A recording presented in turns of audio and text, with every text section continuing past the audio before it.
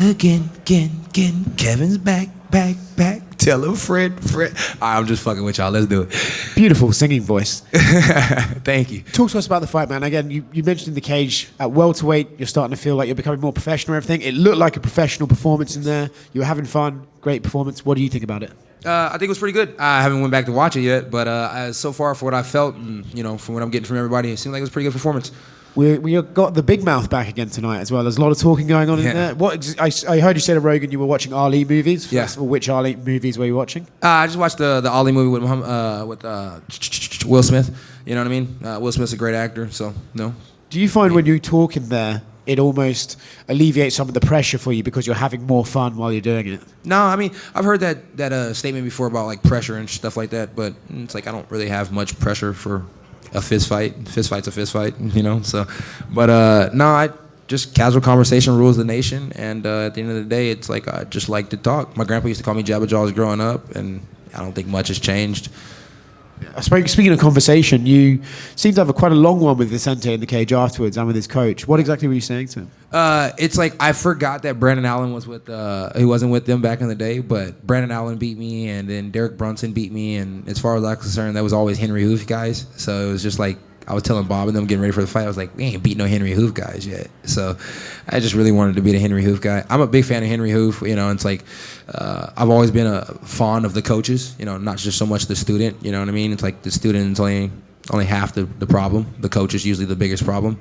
And for somebody like Henry Hoof, he's an amazing coach. So to be able to go in there and to beat a Henry Hoof fighter, to me, means a lot. And a lot of people who want to fight Colby Covington have personal issues with him for some of the things he does. I don't. I was about to say, I don't feel like you do really care about it on Navia's talk, but it might be one of the most entertaining lead-ups to a fight we've had in a while. Yeah. Is that part of the reason you're interested in? Yeah, I think it'd be a good one. It's like I know they're doing like the Ultimate Fighter House right now with Daniel Cormier and Chael Sonnen, but to be honest with you, it's like they could really cancel that one. It's like they can just do me and Colby. I mean, it's like me and Colby could do whatever. It's like anything you guys wanted to do with me and Colby, it would sell. It's like it could be fun. It could be a lot of shit talking. It could be whatever the case it needs to be, but I think me and Colby does numbers. It's like we'd be the highest fight night, and if we were on a pay-per-view co-main event, it's like we'd help sell that thing out. You wouldn't even need a stacked undercard. And the last one from me, Themba Garimbo tweeted, Kevin Holland, you're officially on my hit list. You don't do my daddy like that. Oh, that's the guy that Vicente Luque beat last time. Yeah, I don't think I'm on his hit list. That guy's so far down the totem pole, it's ridiculous. He only gets a clout name because The Rock likes him.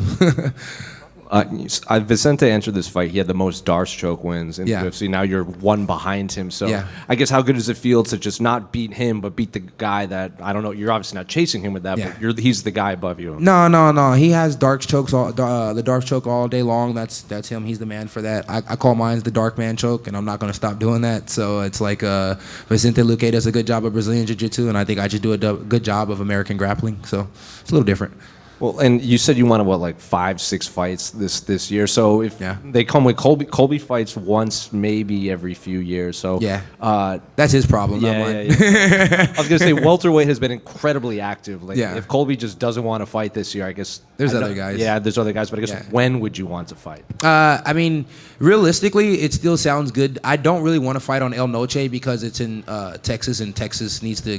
They need to fix their marijuana rules, to be honest with you, with the commission. So that means I'd have to take longer off from smoking, which sucks, but I mean, I'd do it. It sucks because it's the summertime too, and I like smoking in the summer, but it's hot as fuck in Texas, so it's probably not good to smoke in the summer. So I could take a little time off. I think Peratas makes a lot of sense too. That's his name, right? Yeah, the one that just lost to Ian. He makes a lot of sense for El Noche card as well. So there's a few guys that make sense for the El Noche card, but Colby makes a lot of sense, period. Does it matter? Do you want a main event? Do you want 5 rounds or just whatever they give you? No, I don't think I really need 5 rounds. It's like you guys all know Derek Lewis is my big brother, and we both preach on the same thing. Nobody wants to do extra rounds. It's like if you guys have never been to Main Street and trained, it's hot as fuck in there, and it's about to be the summertime. I don't want to do an extra 2 rounds in there. You know what I mean? It's like Bob's already gonna kill me. I don't need no more than that. Well, Josh Van was in here, and he wants the main event against Brandon Moreno. So he can have it. Yeah, I was gonna say there you go, co-main. Yeah, I'll co-main all day. I'm a big fan. I'm a big fan of Josh Van. I mean, I like the way the kid fights.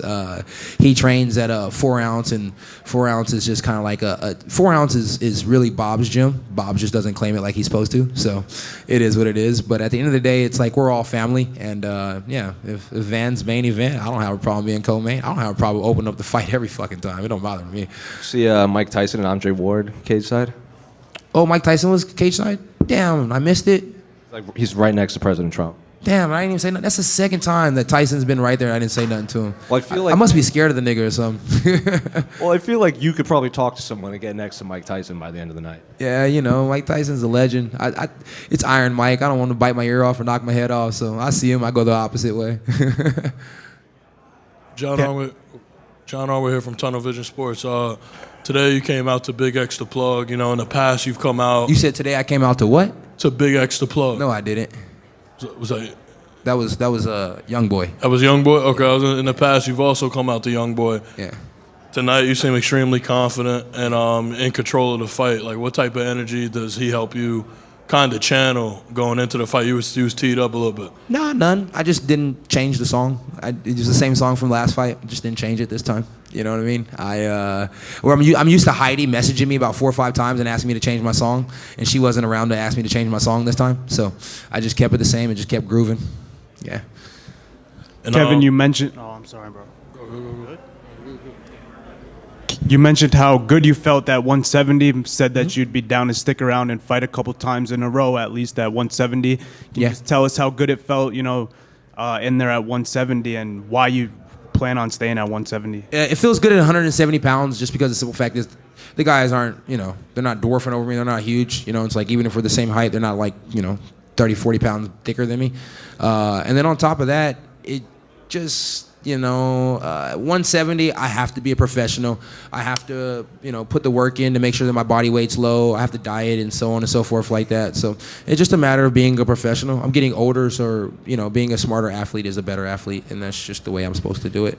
Because you have to cut more weight and it takes more work to make 170, when you get a victory like that, it must feel a little bit more sweeter, no? Yeah, I mean, I don't want none of you guys to follow my other IG page because it has nothing to do with fighting. But I post so much food on there, it's ridiculous. Like when I'm getting ready for a fight, I'm like just so freaking hungry all the time. It's like, shout out to Icon Meals. They keep me meal prepped up, but it's like I live in Texas and I'm used to having fried chicken and gravy and mashed potatoes and, soul food. So it's like I'm just used to having all the good food in Texas. So when I'm on meal preps, it's kind of depressing.